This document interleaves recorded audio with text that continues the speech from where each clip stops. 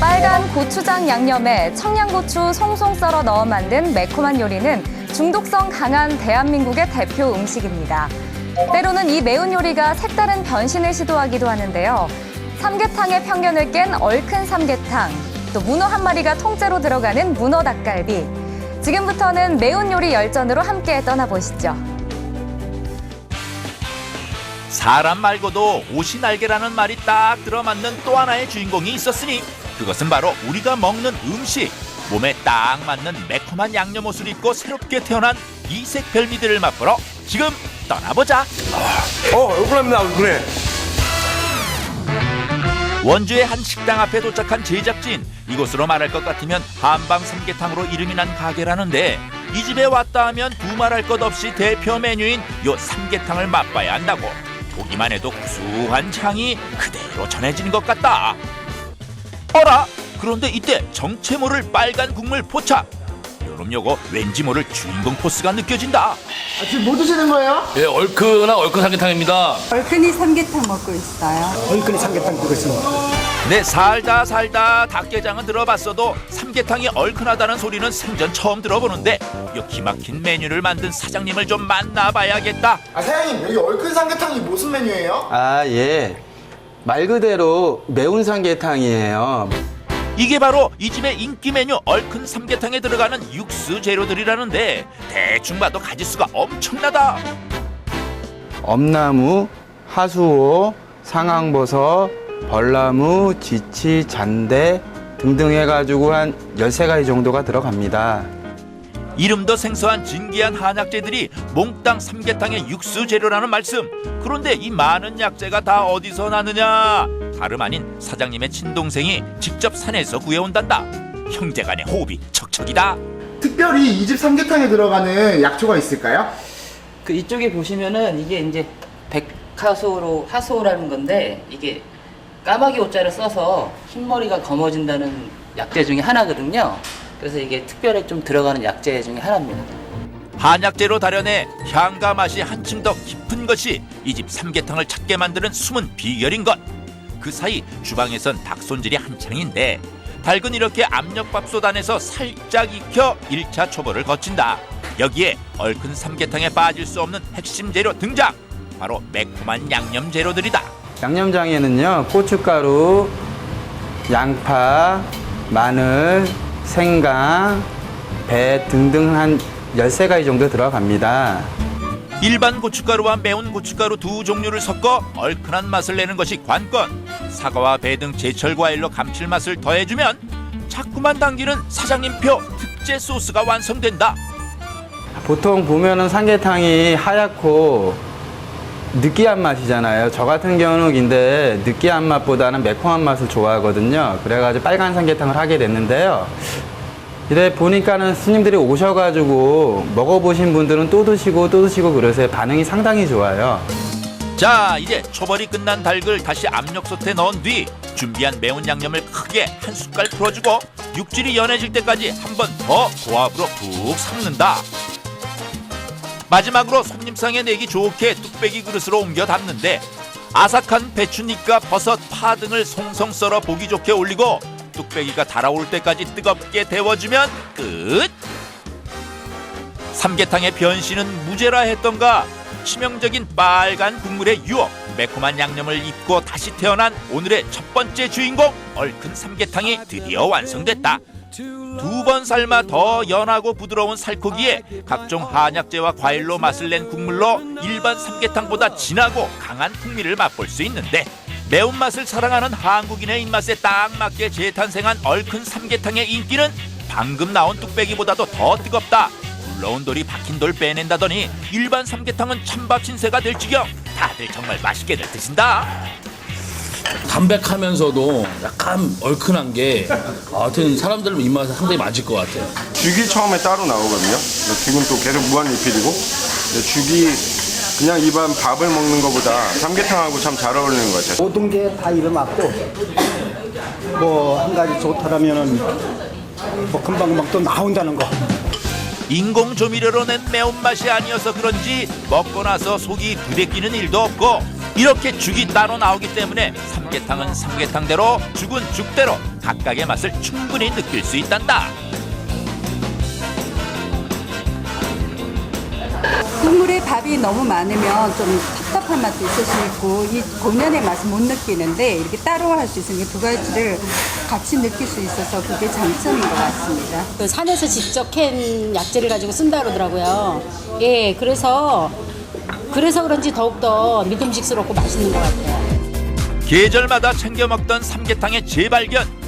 환절기에 잔병치레가 많은 요즘 얼큰 삼계탕 한 그릇으로 몸 안에 쌓인 노폐물들을 쫙 빼내고 이 가을 건강하게 나보자.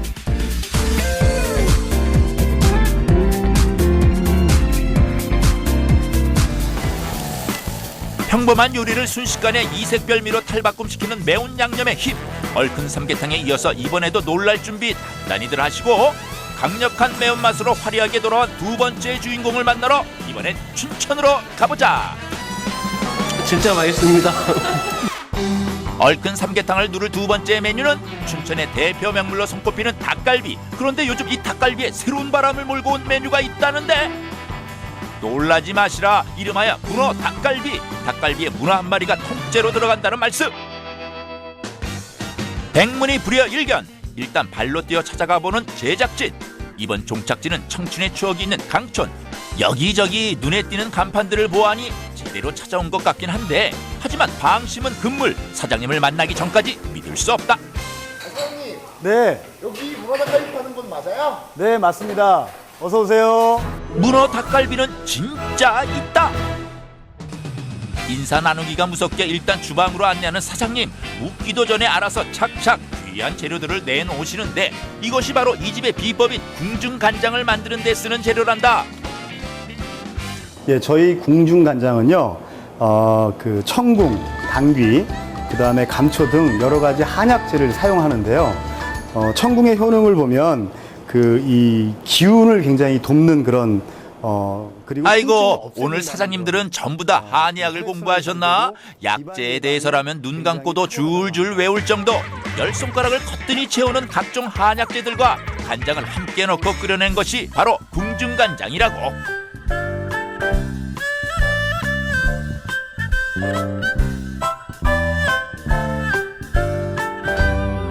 제가 이제 그 일본 오사카 쪽 가서 여행을 하던 도중에 정말 맛있는 집이 있더라고요. 그래서 그 집의 사장님한테 이제 그 이 사정을 해서 그 집에서 일을 하면서 그 이 궁중간장을 배우게 됐습니다.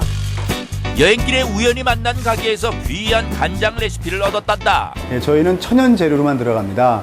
궁중간장과 과일, 싱싱한 과일, 배, 사과, 그 파, 고춧가루, 마늘 등등 천연 재료로 닭갈비 소스를 만들고 있습니다. 간장이 준비되면 사과, 배, 고춧가루, 마늘 등 과일과 채소를 함께 넣고 섞어주는데 사실 간장이 워낙 맛이 좋아서 별다른 부재료가 필요 없단다.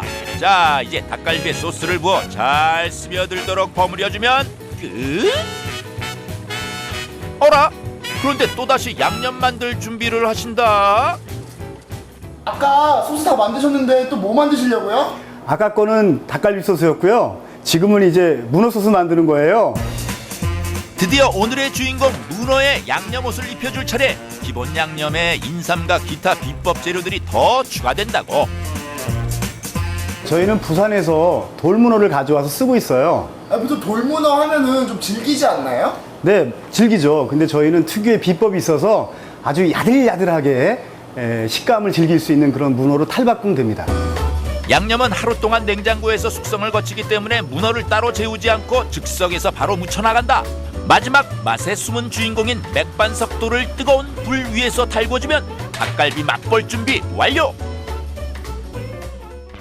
가운데 한 자리 크게 차지하고 누운 문어와 그 주변을 꽃잎처럼 감싸고 있는 닭갈비의 아름다운 자태. 바다에서 태어났지만 육지의 매운맛을 만나 황골탈태한 문어 닭갈비가 드디어 완성됐다. 부드러운 닭고기와 쫄깃한 문어, 여기에 매콤한 양념이 만나 환상의 삼박자를 선보이는데 소리만 들어도 침이 고인다. 문을 연 지 6개월도 안 돼 전국 각지로 퍼져나간 입소문 덕분에 연일 몰려드는 손님들로 행복한 비명을 지르고 있다는 사장님. 양념을 묻힌 문어를 그것도 닭갈비와 함께 즐길 수 있다는 점이 큰 매력 포인트로 작용됐다. 문어 쫄깃쫄깃하면서 아주 맛이 좋고요. 닭갈비 같은 경우에는 부드러워서 입에 들어가면은 거의 뭐 녹는 수준으로 아주 맛이 있습니다. 맥방석에 이게 구니까 이 기름도 없고 기름기가 쫙 빠져가지고 먹는 맛이 또 이게 담백합니다, 한마디로. 돌 위에서 구워내 기름기는 쫙 빼고 담백함은 2배 더 업그레이드 했다는 점. 여기에 씹을수록 육즙과 함께 퍼지는 매콤달콤한 양념이 손님들의 입맛을 확실히 사로잡았는데 쫄깃한 문어와 닭갈비가 만들어낸 의외의 궁합에 다들 푹 빠진 것 같다. 문어가 이렇게 맥방석에다 이렇게 익혀서 먹으니까 살짝 익혀서 먹으니까 쫄깃쫄깃한 게 맛있네요. 일석이조죠. 문어도 먹고 닭갈비도 먹고. 예, 그리고 문어가 굉장히 연해요. 문어 닭갈비 진짜 맛있어요. 익숙한 음식들의 이유 있는 변신. 늘 먹던 메뉴들이 조금 실증 난다면 오늘 저녁은 화끈한 양념으로 새 단장한 요리들로 꾸려보는 건 어떨까?